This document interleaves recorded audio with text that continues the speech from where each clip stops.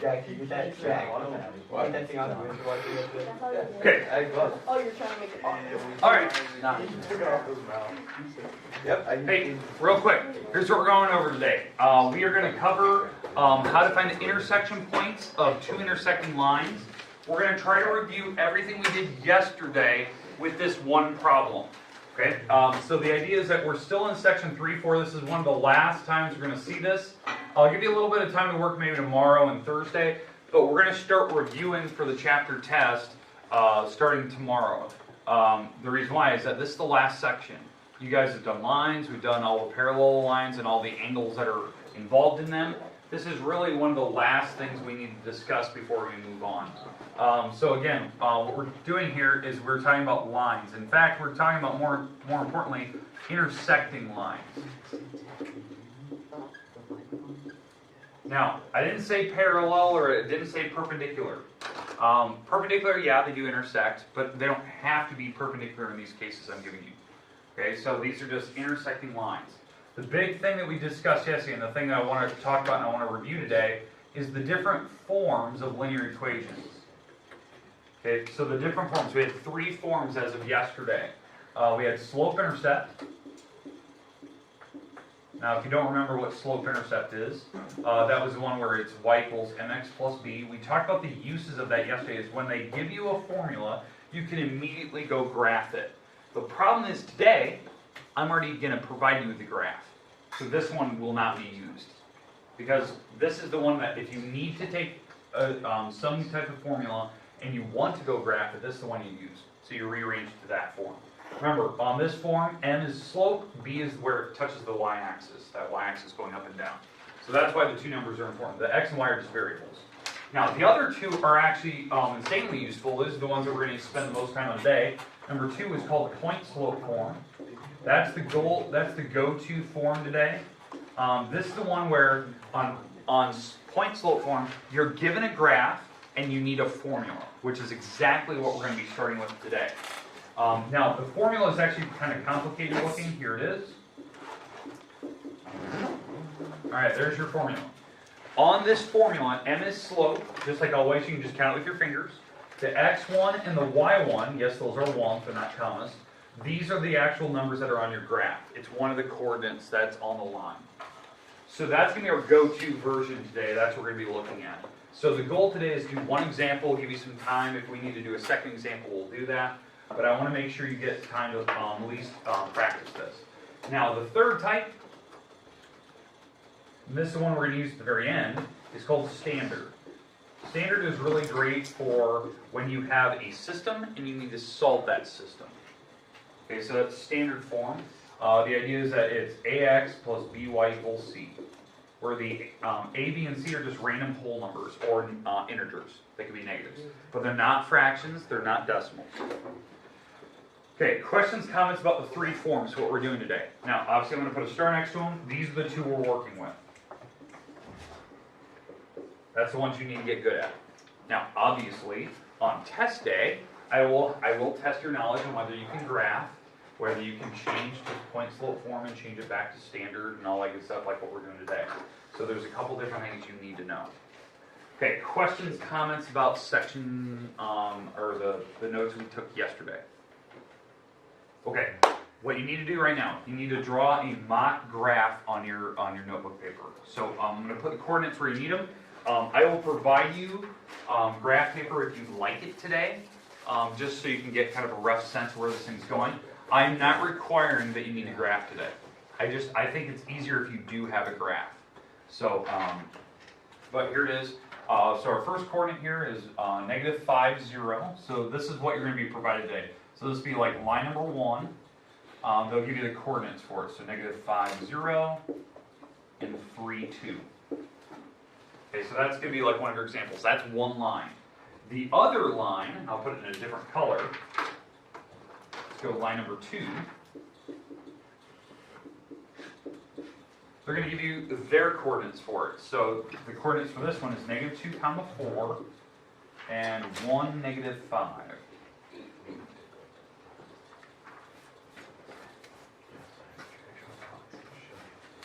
Okay, so this is exactly what I provide you in the homework today.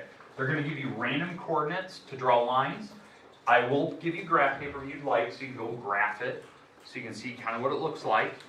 And then the goal today is to see where they cross. Now the good thing is, if you have a graph, if you have a drawing of it, you can actually just kind of get a sense for where it's going. You can get an idea of like ballparking where it's going to be. And that's kind of the goal today. All right, so let's draw this first one. I'll put it in blue here. So -5, 0. Where is this going to be found? How do you draw -5, 0? Go over and stay on the line. Yeah, to the left, -5. You're going to stay on the line. You're going to go up and down 0. It's the first number is right and left. The second number is up and down. Remember, you're picking your elevator before we go up and down. Now the second coordinate is 3, 2. So 3 over 2 up. Okay, so there's my line. I'm gonna, there's my 2 points, I should say, and I'm gonna draw the line connecting them. Now again, I will provide you graph paper today if you'd like to sketch. The only reason why I would personally sketch these is so I can get a sense of what slope is, so I can see roughly where these things are gonna cross, you know, just to get a ballpark for it. Now, before I move on to the next line, what is the slope of this line? How would I calculate that? What's slope? Counting. You can count with your fingers, right? That's one thing. You could count, you know, how far did they rise, how far did they run? That's perfect. Now this one's going up 2 and over, so it's up 2, so rising 2, and running 1, 2, 3, 4, 5, 6, 7, 8. So it ran 8. So now, if you want to simplify that, that's fine. You could simplify that to 1/4. I don't really care which one you use. Which one do you guys want to use today? Or 2/8 or a 4th? 1/4. Okay, we'll use the 4th. Sorry, I heard that one first. Okay, so again, we went up 2 over 8, and it's positive because it's going up to the right. So my slope, since you guys want me to simplify it, we're going to use the 1/4 on that particular problem. Okay, questions with how we found slope. Now, we do have a formula to find slope. You guys did that in your homework just the other day. If you don't know, you subtract the y numbers, you subtract the x numbers, and it will give you the slope anyways. The y numbers are back here, 2 minus 0, 3 minus -5, and it does make 2 over 8. Positive 2 over 8, because the negative signs would cancel if you went a certain way. Okay, questions with the first one. Now, you're probably thinking, why did I find slope? I need that because I'm going to come up with a formula here in a minute, and I needed the slope for that. Okay, let's do the second line. I'll put it in green. Second line, -2, 4. So -2 up 4. And 1 comma 5, or 1 comma -5. 1 comma -5. 1, 2, 3, 4, 5. Okay, we'll draw the line connecting. Oops. Draw the line connecting these. Ta-da.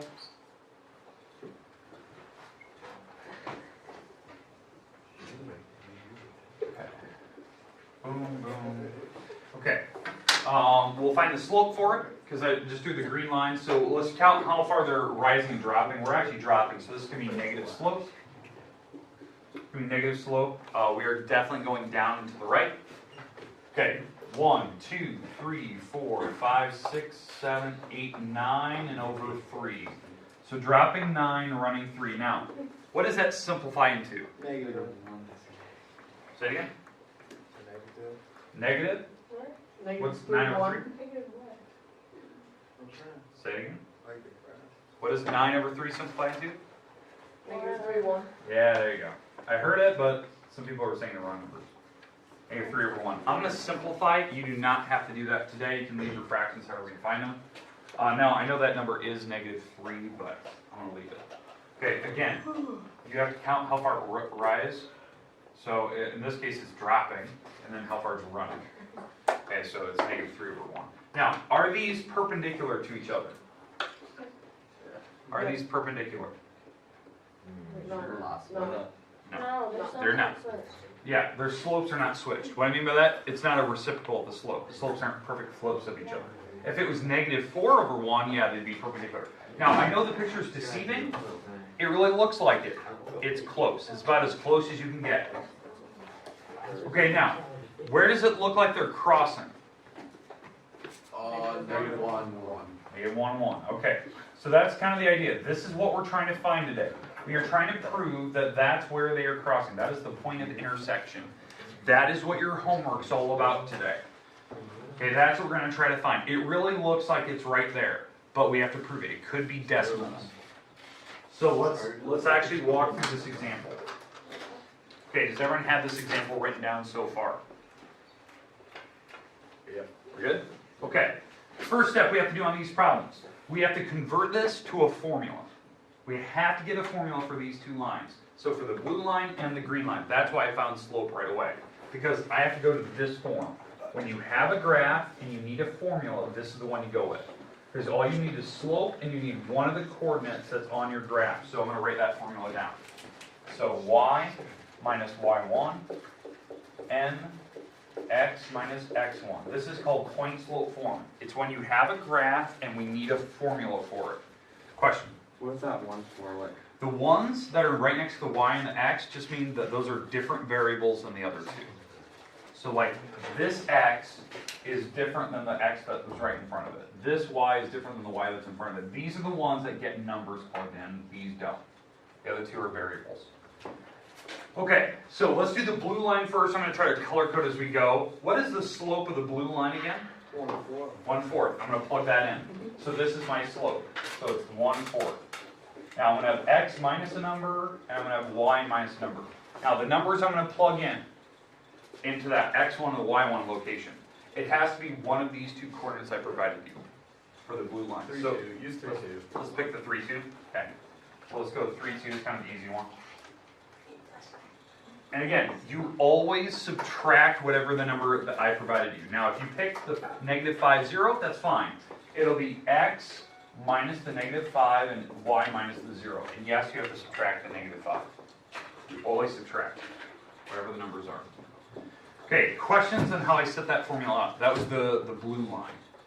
Now, the green line. Same thing again. What's the slope over here? -3/1, so I'm going to plug that in. So -3/1, x minus a number, y minus a number, so I'm coming up with my formula. Okay? Now, let's pick one of the coordinates. -2, 4, okay. Alright, so we're going to plug these in. So, x minus the -2 and y minus the 4. Again, they go in alphabetical order. X first, y second. Alright, questions, comments about how I set that up. Now, I know that that problem has two negative signs back to back, so if you'd like, you can make that a plus, because it's x minus the -2, which does make plus. So if you'd like to switch that, that's fine. Okay, now, the whole goal for the rest of this problem is to try to figure out where do these things intersect? Where do they cross? Now, again, from looking at the graph, I'm pretty much betting on what you guys told me earlier. What you guys told me earlier were the -1, 1. I'm betting on that's probably the actual location. So that's kind of the idea. So I'm betting on this is where we're going to have. But now I need to get these two equations into what they call standard form. This form. If I can get them to the standard form, then we can solve it as a system. Hey guys, let's stop talking. Okay. All right. Any questions with the setup though? I'm going to erase this stuff. Now I'm going to try to leave the graph on the board because you definitely need to see that. But again, our goal is to get to this form right here. Let's get to this one. All right, and we have all our coordinates written down. So to rearrange that thing, because I'm going to use this one over here to actually do the calculation. Okay, to actually rearrange this thing, this is the process I told you yesterday. What you need to do first, we need to get rid of the fractions. Because again, when we get to standard, you cannot have fractions. So I'm going to multiply the top equation by what number? 4. By 4. Because you need to get rid of that fraction. And now when you do this, only this whole side is multiplied by 4. There's only one of them because it's one parenthesis. It's one big item. When you do that, this top line turns out to be 4y minus 8. And then the 4's will cancel out and I'm left with 1 times x minus 3. So it actually turns out to be nice numbers once you get rid of the fraction. And then on this other problem, I'm going to multiply everything by 1 because that's the bottom number. And again, this whole side just times 1, so the 1's would cancel, leaving me with -3 times x plus 2. And on this side, multiplying everything by 1, that's 1y minus 4. Any questions with how I got to that point? Again, why I'm doing this, I need to get rid of fractions because I'm trying to get to this form that cannot be a fraction in it. That's why I'm getting rid of those numbers before I start. Okay, now, I'm going to distribute and rearrange. So if I distribute this is the blue line, if I distribute the 1 through here, what I'm left with is 4y minus 8 equals 1x minus 3. So I distribute the 3, or the 1 through. And on the bottom, I'm going to distribute the negative 3. When you distribute the negative 3, now that is negative, you get 1y minus 4, negative 3x minus 6. So negative 3, and then negative 3 comes on it, positive 2. Now, with where I'm at right now, are these written in standard form? No. So it's not. The reason why?